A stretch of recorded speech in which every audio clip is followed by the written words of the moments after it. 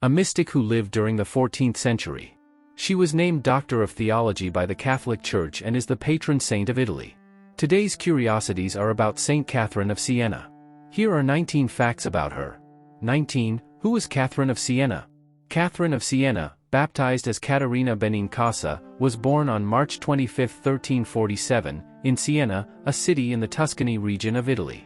She was the 23rd child of Jacopo Benincasa, a wool dyer, and Lapa Piagenti, who was the daughter of a poet. Her parents had 25 children, but many of them died in infancy. Catherine was, therefore, one of the surviving children in a large family, which was relatively common at the time due to high infant mortality rates. From a very young age, Catherine demonstrated a deep religious devotion. At 6 years old, she had her first mystical vision, where she saw Christ in glory along with the apostles Peter, Paul, and John. This initial spiritual experience profoundly influenced her life and her religious path. She decided to dedicate her life to God and, at 16, joined the Third Order of Saint Dominic, also known as the Montellatte. If you haven't subscribed to our channel yet, subscribe to avoid missing any curiosities about the saints. 18. Vision of Christ as Pope. When Catherine of Siena was about 6 or 7 years old, she had a vision that would be fundamental in shaping her life and mission. In a moment of deep spirituality and revelation, Catherine saw Christ dressed in papal robes, an event that left an indelible mark on her soul and on her life purpose. This vision was not merely a moment of inspiration, but a profound and personal call that defined her spiritual path. Seeing Christ in papal vestments, Catherine experienced a direct and powerful connection with the figure of the Pope, leading her to understand the importance of the Pope's role in the Church and in her own spiritual life. The manifestation of Christ in these robes symbolized to Catherine the authority and spiritual responsibility she was to embrace and promote. The vision of Christ as Pope also influenced her approach to church reform and her interactions with ecclesiastical and political figures. Catherine challenged and influenced popes and church leaders, basing her authority and actions on a mystical experience she saw as a direct confirmation of her spiritual role. 17. Vow of Perpetual Virginity. Following the striking vision of Christ in papal robes, Catherine of Siena made a decision that would deeply shape her life and mission. She took a vow of perpetual virginity. This choice was not just a personal renunciation but a declaration of total commitment to her faith and spiritual vocation. Catherine's decision was motivated by the mystical experience she had in her childhood, where she saw Christ as Pope. For her, this vision was a divine call that led her to realize the importance of dedicating herself exclusively to God. The vow of virginity was not merely a rejection of marriage proposals but a manifestation of her total dedication to religious life and prayer. Catherine faced significant resistance from her family, who expected her to follow the conventional path of the time and marry. However, she remained steadfast in her decision. Instead, she withdrew to a room in her home, where she devoted herself to a life of prayer and fasting. Her choice reflected an extreme devotion and a profound understanding of her spiritual calling. 16. Radical Asceticism. Catherine of Siena is known for her practice of radical asceticism, a profound testament to her devotion and spiritual commitment. Her ascetic lifestyle was not limited to common practices of fasting and prayer but reached extreme levels of austerity and self-discipline. Catherine's asceticism was a visible and practical expression of her faith and dedication to God. She believed that mortifying the body and denying worldly pleasures were ways to draw closer to the divine and achieve a state of spiritual purity. Her ascetic practices included rigorous fasting and an extremely restricted diet, reflecting her belief that personal sacrifice helped purify the soul and strengthen her connection with God. Catherine followed a fasting regimen that often involved minimal food intake. She severely restricted her diet, sometimes consuming only what was essential for survival. This form of asceticism was not just a religious practice but also a manifestation of her intense devotion and willingness to suffer for the love of Christ. In addition to fasting, Catherine dedicated long hours to prayer and meditation. Her spiritual practices were interspersed with an austere lifestyle, devoid of luxuries or comforts, as a way to distance herself from worldly distractions and focus exclusively on her spiritual life. This extreme approach to asceticism also served as an example to others, demonstrating the depth of her commitment to God and the seriousness with which she viewed her vocation. Leave your prayer requests in the comments so that Saint Catherine of Siena may intercede for them before God. 15. Montellatte Group. Catherine of Siena joined the group of devout women known as Montellatte, a community dedicated to prayer and service. Montellatte was primarily composed of widows who, after losing their husbands, chose to live a life of deep spirituality and commitment to charity. These women sought a way of life that integrated personal devotion with concrete acts of aid to the needy, dedicating themselves to constant prayer and service to the poor and sick. By joining Montellatte, Catherine found a community that shared her values and spiritual aspirations. The group provided her not only with a supportive and companionate environment but also with a platform to deepen and expand her own faith practice. Her membership in the group allowed her to combine her intense life of prayer with practical engagement in community service, aligning perfectly with her desire to live a life of sacrifice and devotion. Catherine's impact on Montellatte was significant. Her fervent spirituality and dedication to extreme asceticism brought a new depth to the group. She contributed with her mystical experience and a revitalizing energy, reinforcing the group's commitment to a life of prayer and charity. Additionally, Catherine brought a perspective and intensity that helped shape Montellatte's spiritual identity. 14. Mystical experiences. Catherine is widely known for her profound mystical experiences, which played a crucial role in her spiritual life and mission. During her intense practices of prayer and meditation, Catherine experienced a series of ecstasies and mystical encounters that connected her intimately with the divine. One of the most notable aspects of these experiences was the series of visions and direct encounters with Jesus and other saints. Catherine reported experiencing moments of ecstasy where she felt completely absorbed in the divine presence, experiencing a profound sense of union with Christ. These encounters were not merely passive visions but transformative experiences that shaped her spiritual understanding and her role in the Church. One of the most significant moments of these mystical experiences was receiving a spiritual ring. In one of her mystical encounters with Jesus, Catherine received a ring as a symbol of her spiritual relationship with him. This ring was not physically visible but was a deep and personal sign of her commitment and union with Christ. The ring represented not only her intimate connection with Jesus but also her total fidelity and devotion to her spiritual vocation. I will leave the links to books about Saint Catherine of Siena in the description for those interested in purchasing them. 13. Caring for the sick. Catherine is widely recognized for her extraordinary commitment to caring for the sick, especially during the devastating Black Death epidemic that ravaged Europe in her time. Her work with the ill not only highlighted her deep compassion but also exemplified her courage and humility. During the Black Death, Catherine dedicated herself intensely to caring for the victims of the disease, many of whom were extremely vulnerable and helpless. She did not make distinctions between the people she cared for. She was willing to help everyone, including those who were difficult and cruel. Her compassionate approach reflects a deep sense of service and an inclusive vision of Christian love and charity. Catherine believed that helping those in need, regardless of their circumstances, was a vital expression of her faith and commitment to God. A particularly notable example of her humility and dedication occurred with Andrea, a woman suffering from breast cancer. Catherine performed an act of great humility and service by caring for Andrea in her extreme conditions.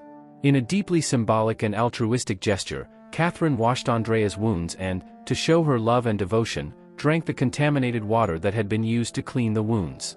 This act not only demonstrated her extreme commitment to caring for the sick but also reflected her willingness to endure personal suffering for the love of others. 12. Political and ecclesiastical influence. Catherine exerted remarkable influence in both the political and ecclesiastical spheres of her time, an impressive feat given her youth and lack of formal traditional education. Her impact on the church and politics was widely recognized, especially for her bold intervention in crucial issues affecting the church and society. One of the most significant episodes of her influence was her challenge to Pope Gregory XI. During the period when the Pope resided in Avignon, the Church faced a legitimacy crisis and a growing need for reform.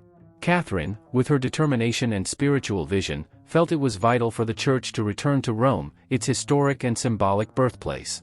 She believed that the Pope's return to Rome was essential for restoring the Church's authority and influence and for promoting unity within Christendom. Catherine did not hesitate to use her personal and spiritual influence to pressure the Pope to address this need. She sent persuasive letters to Gregory XI, addressing him with moral authority and arguments.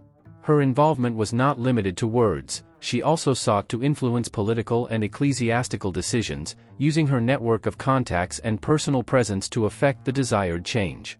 Catherine managed to gain the attention and respect of powerful figures, demonstrating that her impact was based on a profound spiritual understanding and an authenticity that transcended traditional conventions and barriers.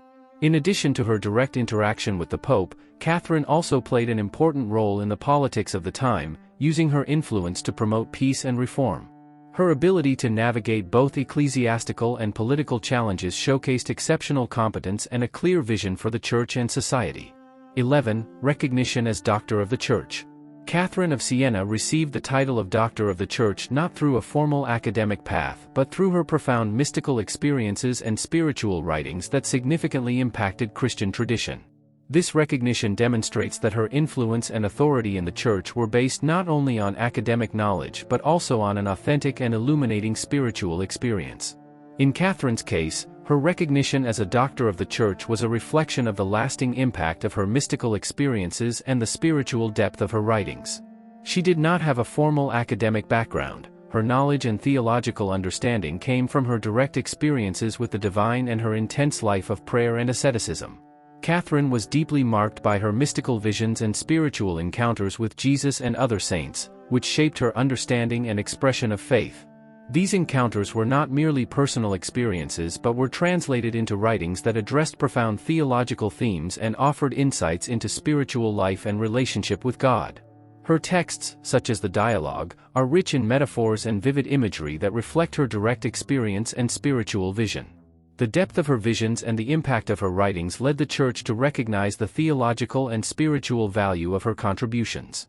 Her ability to articulate complex concepts in an accessible and inspiring manner, combined with her life of holiness and service, established her as a spiritually relevant authority. The formal recognition as a Doctor of the Church not only validated her influence but also highlighted that spiritual wisdom and impact on Christian faith can arise from sources beyond traditional academic study. 10. Theology and Imagery. Catherine was remarkable for her unique approach to theology, using metaphors and vivid imagery to express her spiritual and theological depths. Instead of following a traditional academic approach, she employed rich and symbolic language that reflected her mystical experience and intimate understanding of the divine. One of the most powerful images in her theology is that of God as a peaceful sea. For Catherine, God was a vast and serene ocean, representing a state of calm, security, and infinitude. This metaphor captured the idea that, despite the storms and challenges of life, God offers a source of unperturbed and immeasurable peace, a refuge where the soul can find tranquility and renewal. Another significant image used by Catherine is the blood of Christ. She saw the blood of Christ not only as a symbol of sacrifice and redemption but as an expression of divine mercy and power. For Catherine, the blood of Christ was a profound sign of God's infinite love and passion for humanity. It was through this blood that God's mercy was poured out over the world, and divine power was manifested for the healing and salvation of souls. These metaphors were not merely stylistic but reflected the way Catherine experienced and understood her relationship with God. They helped translate complex and profound mystical experiences into concepts that could be understood and contemplated by others. Her theology was, therefore, a personal and intuitive expression of faith, communicated through images that evoked powerful spiritual feelings and images. 9. Saints and Spiritual Power. Catherine, born into a modest family and without access to formal education, achieved significant impact in the Church and society through her life of holiness and spiritual commitment. Her experience and authority did not come from academic studies but from a deep spiritual life and a personal connection with the divine. She demonstrated that true understanding and the ability to influence are not restricted to specific academic or social contexts but can emerge from personal experience and intense devotion. Catherine's holiness was marked by a life of prayer, asceticism, and service, and her mystical experiences provided her with a vision and authority that transcended the social and academic limitations of her time. Her ability to challenge authorities and influence important decisions, such as the return of Pope Gregory XI to Rome, illustrates that spiritual power can surpass barriers and established norms. Moreover, Catherine used her influence to promote reforms and changes within the Church, demonstrating that spiritual strength and authenticity can generate a real and lasting impact, even when confronted with structures of power and established traditions.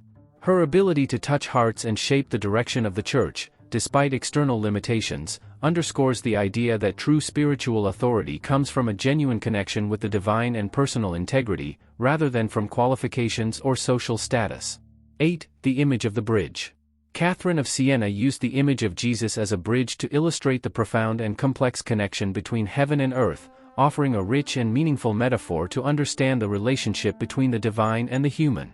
In Catherine's vision, Jesus is depicted as a bridge that unites heaven and earth, symbolizing the perfect mediation between God and humanity. This image is particularly powerful because it emphasizes the duality and completeness of Christ's mission. He is both divine and human, making possible the communication and connection between the transcendent and the immanent. The bridge, as a structure connecting two distinct points, is a fitting metaphor to illustrate how Jesus allows humans to approach God, overcoming natural and spiritual separations. The idea of Jesus as a bridge also reflects the complexity of this connection. In a medieval context, bridges were essential and complex structures, often representing not only a physical connection but also a symbol of transition and transformation. Thus, Catherine uses this image to express the depth of the relationship between God and humanity, where Jesus acts as an intermediary who not only connects but also transforms and redeems. 7. The three spiritual steps. Catherine describes the spiritual life as a journey that can be understood in three distinct steps, each representing a deeper stage in the relationship with God. These steps illustrate a process of spiritual growth that ranges from initial fear to complete and filial love. The first step is the fear of God, which represents the beginning of the spiritual journey. This stage is characterized by the recognition of God's power and majesty, and the understanding that God is the supreme judge. The fear of God is a type of reverence that fosters deep respect and a sense of responsibility before the divine. Catherine compares this stage to the feet of Christ on the cross, reflecting the humility and awareness of divine greatness that motivate a person to seek a life of righteousness and healthy fear. The second step is the love based on spiritual comfort, which relates to the experience of comfort and solace that God offers to the faithful. At this stage, the relationship with God is marked by a sense of joy and spiritual consolation that inspires a deeper and more personal love. Catherine associates this stage with the open heart of the crucified Jesus, symbolizing the love and mercy that God offers and that fills the believer's heart with a more intense and affectionate love. The third step is filial love and complete surrender to God, which represents the highest stage of spiritual life. At this level, the person not only seeks God out of fear or comfort but wholly surrenders to the divine will. It is a selfless and total love, where the believer fully aligns with God's will and trusts completely in His providence.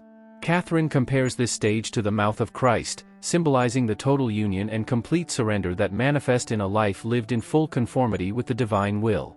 6. The 5 types of tears. Catherine explores the depth of the spiritual experience through the distinction of 5 types of tears, each reflecting a different aspect of the spiritual path and the relationship with God. For her, tears are not merely an emotional response but a deep expression of spiritual life and inner transformation. Bitter tears, the first type, emerge from lament and pain caused by repentance and the recognition of sins. These tears are a sign of a contrite heart and a painful awareness of the separation from God.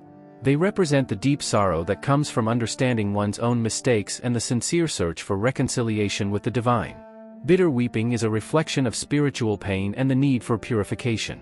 In contrast, tears of spiritual comfort arise when the soul experiences the comforting presence of God. These tears are provoked by the sense of peace and relief that comes from contact with divine mercy. They are a sign of inner joy and satisfaction, resulting from closeness to God and confirmation of His love and care. Tears of pity represent compassion and empathy for the suffering of others. When Catherine speaks of these tears, she refers to the ability to feel others' pain and share in their suffering deeply and sincerely. These tears express a generous heart and a genuine concern for the well-being of others, reflecting a love that transcends one's own suffering. On the other hand, tears of profound surrender represent a higher stage of spirituality, where the soul completely abandons itself to God. This type of weeping arises from a total and selfless love, where the person fully surrenders to the divine will. Tears of surrender are a manifestation of an intimate union with God and a complete trust in His providence. Finally, the tears of spiritual joy are those associated with the experience of pure love and the ecstasy of being in complete communion with God. These sweet tears represent the culmination of a spiritual journey, where the person experiences a profound union and full satisfaction in the presence of God.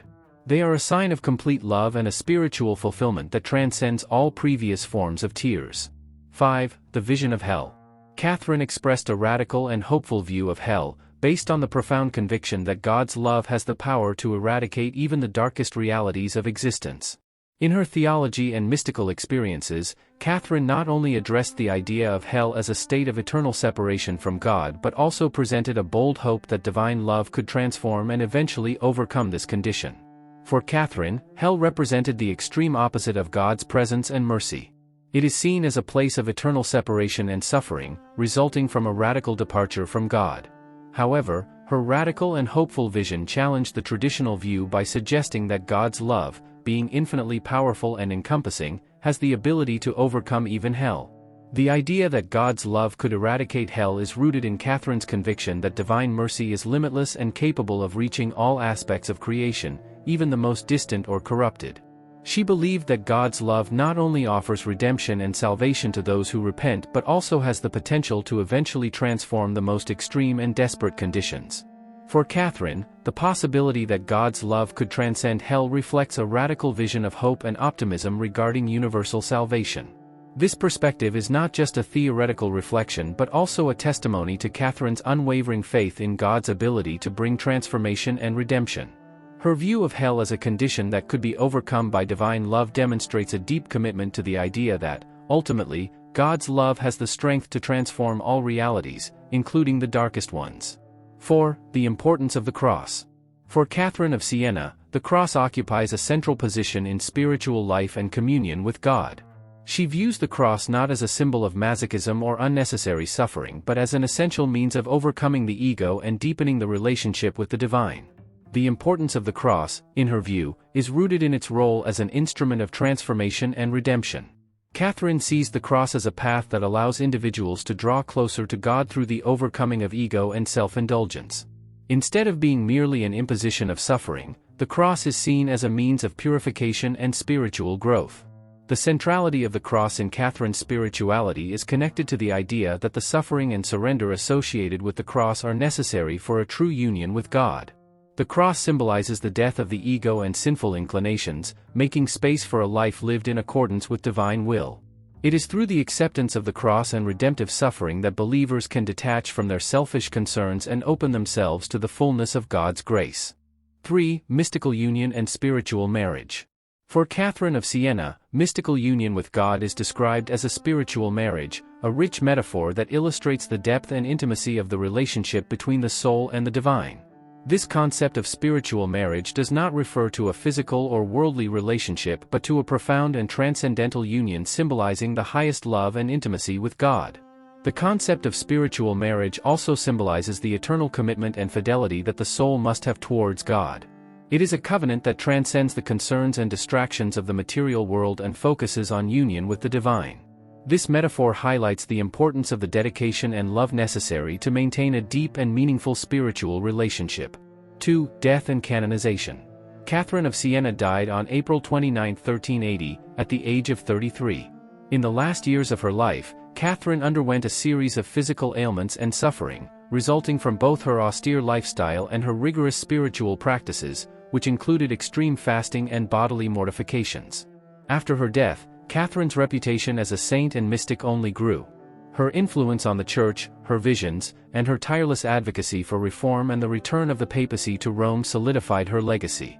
She was canonized in 1461 by Pope Pius II, and in 1970 she was declared a Doctor of the Church by Pope Paul VI, one of the few women to receive such a title, in recognition of the depth of her writings and her contribution to Christian theology and spirituality. 1. Liturgical Day and Patronage. Saint Catherine of Siena's liturgical feast day is celebrated on April 29. This date marks the anniversary of her death and is observed by the Catholic Church as a day to honor her life, virtues, and spiritual contributions.